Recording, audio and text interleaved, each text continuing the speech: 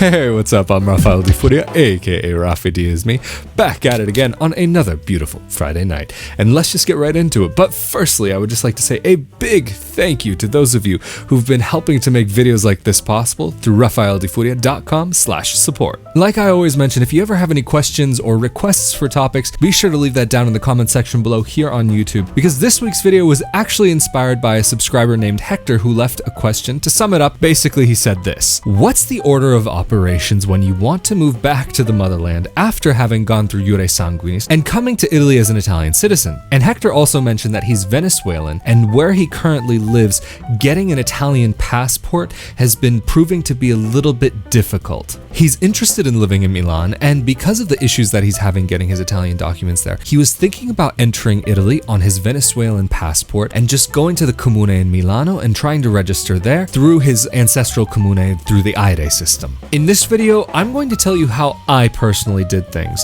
I'm not saying this is the only way to do it, however, this is what worked for me. But what works for one person may not work for the other, especially depending on where they're coming from. Because as those of us who are in this community know, that in some locations it's easier to accomplish certain things than it is to accomplish in other areas. And just one quick little thing, if you want to see more content like this, be sure you're subscribed with that notification bell turned on. And if you could also give this video a like, I'd really appreciate that, as it does help the channel grow. And also, if you want to share this video with your friends, that would also really be very helpful. At the end of this video, I'll have a breakdown of the steps that I took, but here is the Reader's Digest version of what happened. Let me take you back to that wonderful day when I got that phone call that the process was finally finished. For those of you who've seen my video about 1 year after getting citizenship, you will know exactly how excited I was. And the first thought that was in my head was that I need to have documentation that I can have a hard copy with me that says I'm an Italian citizen. And there was a document that I knew existed, which I believe is called a Certificate of Citizenship. It's a very simple piece of paper, but the person who I had been working with through the consulate told me that it would really be difficult to accomplish anything with this piece of paper. It's not really any kind of form of identification. So of course, the next thought was a Carta d'identità, an Italian ID card.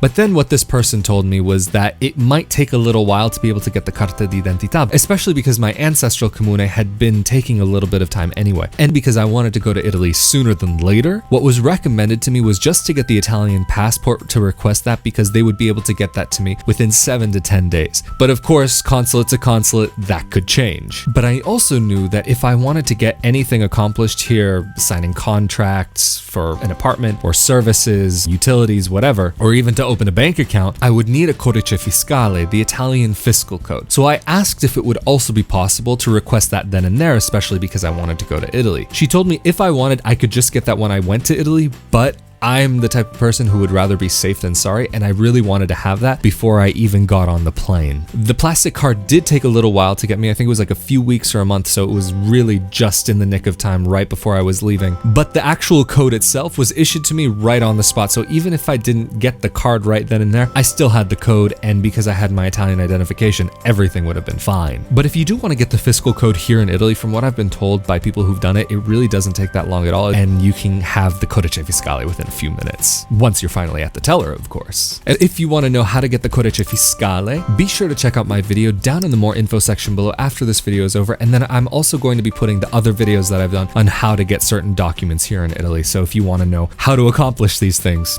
all the info is going to be down there. But going back to the passport, I knew it would be very important to have a document saying that there was no way to debate that I'm Italian and this is it. Like, I can just show and somebody will understand, okay, this person is Italian, because I had already been through enough hiccups in this process and I didn't want to deal with any more, especially because coming to Italy, I financially only had one shot to make this happen. At that point, I was very much committed to actually being here. And yes, there are some things where it actually is a little bit cheaper to take them with you rather than replace. And if you're looking for somebody to help you move internationally, I've got a guy that I've used a couple of times who I've found to be very trustworthy, so feel free to send me a private message if you're looking for someone. But if you already have your Italian passport, and if you were to ask me what I would say you should do next, I would say get a work contract right away. Like I've said in other videos, a long-term work contract in Italy is like a golden ticket. Of course, job hunting from abroad is much easier said than done, but was that actually what I did?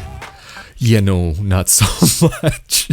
I just kind of hopped on a plane and prayed for the best. I got really lucky in my situation, and I wouldn't necessarily recommend to anybody else to do what I did. And the day after arriving in my Airbnb, crash landing, and getting finally an amazing night's sleep in this beautiful country, I went to go get a SIM card because it is very important to be able to stay connected, in my opinion, especially when you're looking for an apartment or job hunting or whatever. Really, to get anything done, it is very important that you have an Italian phone number. It's important that you're able to stay connected, internet, SMS, WhatsApp. It's really, really, really important. Having a phone number means that somebody can connect with you, and if there's a last second apartment that comes up, that you can just rush out to go see it rather than waiting for an email, maybe when you check your messages at 10 o'clock at night and the apartment's already gone. Depending where you are in the country, some areas are very competitive, like where I live is very competitive for apartments. Before I arrived, I already had my Airbnb booked for about 2 weeks, but after about a week of being here, to be on the safe side, I realized I should probably have a booking for at least another 2 weeks after that, because finding an apartment isn't necessarily the easiest thing when you've never lived in Italy before, and especially if you don't have a work contract, or at the very least a regular income that already exists in Italy. Also, if you've never used Airbnb before, I've got a link down below that will help you save a little bit on your first stay, so if you're curious to check that out, worth to check that link out too. In the end, I got very lucky because I found an apartment, and having a legally registered domicile in Italy is very important, so having a legal apartment is very, very important if you want to accomplish certain things. And in Italy, you'll find a lot of landlords want to have a wire transfer per month, so that means you do need a bank account. Even though I didn't have an address already in Italy, a friend of mine let me use their address, and I notified the bank that this was a friend's address and that I would be changing the address as soon as my rental agreement was finalized. They said that was okay, so I just went with that, and as soon as I had my apartment finalized, then I went back to the bank, changed the address, 5 minutes in and out. It was much faster than the process that I told you about in my video about signing up for a bank account here. Also, here in Italy, there are a few reasons why using a bank, in my opinion, is really the best thing to do. One, you can actually set up an automatic transfer every month on a specific day per month, so that you know the money is going to your landlord's account on the same day every month. You just have to make sure the money's in there, of course. Also, this creates a paper trail. Very important. And I would never recommend anybody to just pay cash for their rent because, I mean, what happens if your landlord, for example, forgets that you paid your rent? How are you going to be able to prove on paper that you actually paid rent? And also make sure that the wire transfer is for the full amount of rent and that nobody's asking for a little envelope to be slipped under their door at the end of the month. And why wouldn't you want to use a check for paying your rent here in Italy? Nobody really uses checks here. Even when I was at my bank and asking about ordering checks, they kind of gave me this funny look like, checks? Why would you want checks? That is so passé. We're living in 2018 here. Well, actually, it was 2017 at the time. But still, you get the point. But everything here is electronic, futuristic, and all that fun stuff. Also, the next thing I did after getting a permanent address and a bank account, I went to a phone company. I went from a prepaid plan to a contract plan because in Italy, you can actually find contracts that are so much cheaper than a prepaid plan. What I did next was I went to the comune and I brought my rental contract with me. I told them that I am currently registered in the AIRE of my ancestral comune and that I would like to change my residence to be here where I am now. That only took a few minutes. I only had to fill in one form. Very quick, very easy, very simple. And after that, they gave me a few documents. And one of these papers I was told to bring to the Azienda Sanitaria Locale, the local office of the regional healthcare service, so that I could apply for the Tessera Sanitaria, the Italian healthcare card. So that is exactly what I did next. Like I mentioned in my video about the Tessera Sanitaria, it's very easy to do, especially if you already have the Codice Fiscale. And on the spot, they gave me a piece of paper printed out so I could take that to my local general practitioner, just start accessing the services right away. Or if I needed to go to the emergency room, I could also use that there. Even though you are supposed to have the plastic card, I can actually say, sadly, from personal experience, the paper card should just be enough.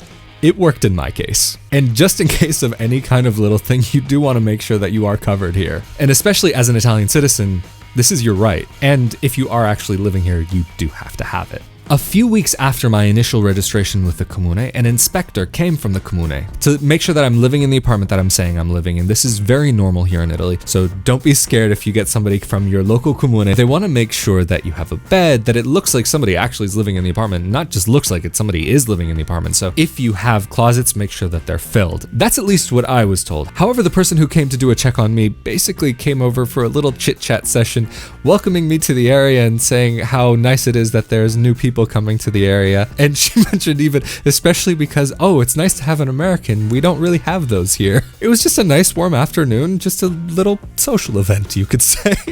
I'm not saying all experiences will be like this, but before this person left, they did double check name, birth date, all this anagraphical, biographical data was correct. All of the data that's important here for the Italian government. And that was really it. Very simple. And she mentioned to me that a few days later, once these files finally hit the comune, that I would be able to go and request the Carta d'identità, because you do have to be fully registered in your comune before you can actually request this. And the full registration does generally include a check happening. And a few days later, I went to the comune. For some strange reason, I don't remember why off the top of my head, but my file hadn't been transferred yet from the comune where my family was from to where I was now living. I came back a few weeks later, and apparently I came at the perfect time because they said to me, "Oh, di Furia, yeah, we have your papers right here. They just arrived this morning. We were wondering who this American with an Italian last name was." I mean, okay. I was like, yeah, that's me.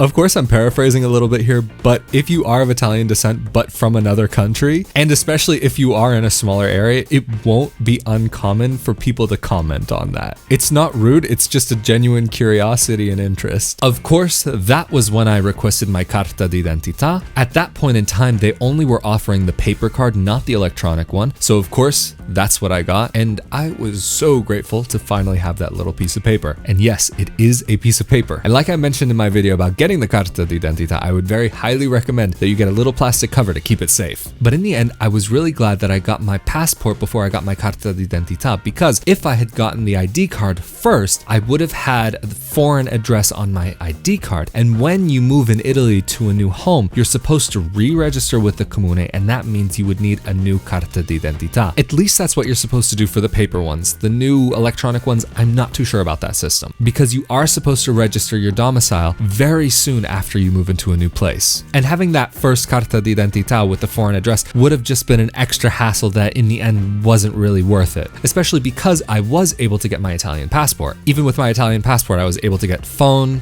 bank, everything done with that. So if you can't get one, it's fine if you have the other. And after I had the Carta d'identità, that was basically it. There was nothing really left. But not that long after, we did end up having an election here in Italy. And after you successfully register in your comune, you will probably be sent a piece of paper in the mail saying that you can come and pick up your voting card. I will just say though that voting in Italy does work a bit differently, and you vote actually for the party, not the candidate. The whole voting system here in Italy is a completely separate video on its own, but it's not that difficult to get a hang of. They really make it very, very easy for people here. I was really impressed. So just quickly to run through all of the steps that I took throughout this process. Firstly, I got my Italian passport. Then I got my Codice Fiscale. Then I got a prepaid SIM card for my phone. Then I got a bank account. Then I got a contract for a rental apartment here. And then I switched from a prepaid plan to a regular plan. Then I did the initial registration through my comune.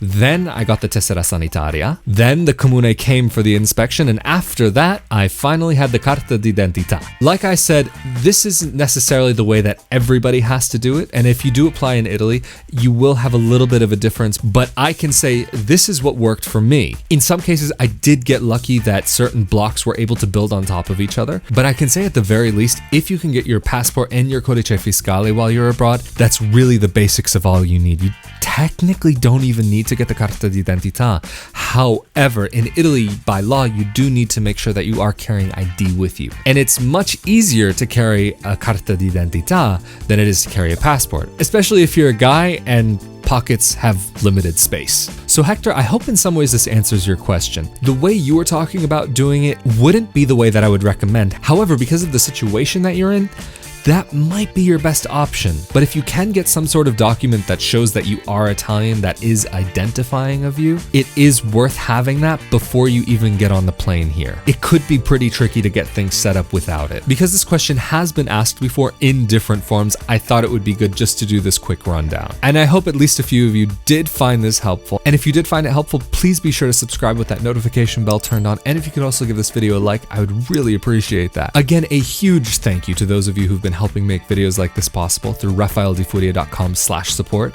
And as always, I'm Rafael Di Furia, aka Rafi D is me. Thank you for joining me on another beautiful Friday night, and I'll see you all next Friday. Later.